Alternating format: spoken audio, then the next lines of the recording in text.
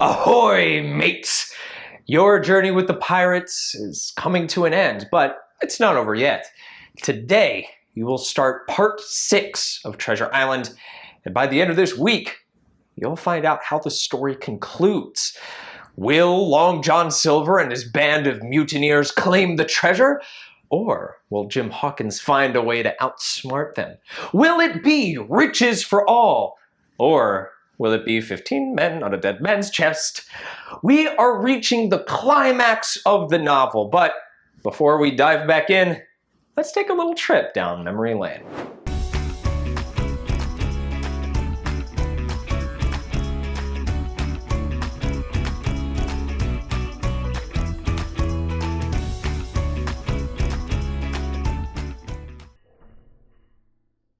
At the start of this unit, we established that a novel is a long fictional narrative, and because of its length, a novel can handle multiple subplots and several different conflicts. Its array of characters can be more complex, and the protagonist's journey can be one of great depth and transformation. Let's see how that's all played out. In part 1, we meet Jim Hawkins, a young boy who's just trying to help his mother run the Admiral Benbow Inn as his father is dying. That's our exposition. Inciting incident?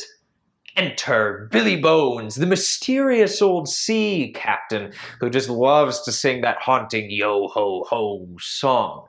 By the end of part 1, Bones dies, and Jim and his mom discover an inciting incident. Oh, sorry, I mean a treasure map. Already, in part 1, we're starting to see themes emerge. Themes of wealth and greed, honesty and honor, and at its core, a very human theme about a protagonist who's lost his father and is looking for a male role model and mentor. Okay, so that was part 1. Enough of the exposition. Have map, will travel. In part 2, we meet Long John Silver board the Hispaniola and find out, from inside the apple barrel, that the crew Squire Trelawney has assembled is actually filled with, dun dun dun, pirates. Land ho! Our rising action is heating up in part 3. After sharing the news with his trusted companions, Jim sneaks off to go explore the island with the pirates. There, he witnesses just how ruthless Silver can be, and he discovers a rather curious inhabitant of the island. In part 4, we find a wooden stockade, have our first combat scenes, and from afar, Jim is relieved to see that the Union Jack is raised at the stockade, which means he can return to being our narrator.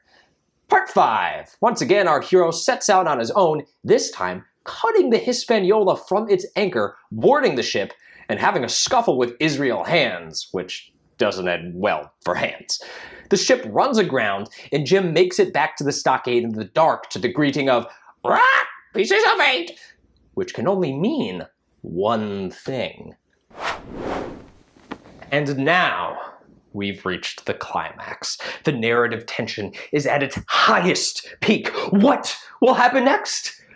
Remember, a novel might have several complex characters that grow and change, and more than a few conflicts that must be resolved.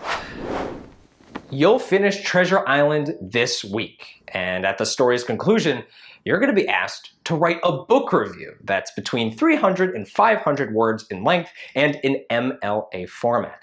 However, because this is an opinion piece, you're actually going to be allowed to use first-person pronouns here. I mean, it's your opinion, after all.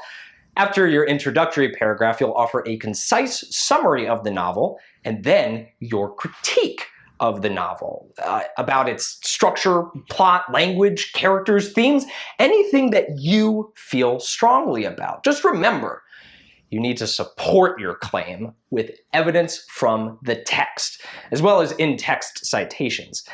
And finally, in your conclusion, you're going to offer a recommendation as to who you think might enjoy this novel.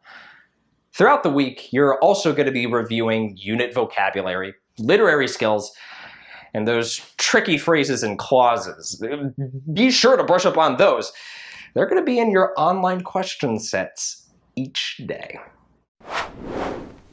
I truly hope that you've enjoyed this adventure novel. But if adventure isn't your thing, that's okay too. Remember, novels come in all sorts of different genres, so keep looking for books that inspire you and form your own unique opinions about literature. That's what being a reader is all about. But for now, it's time to go back to the stockade where Silver and his mutineers have taken over.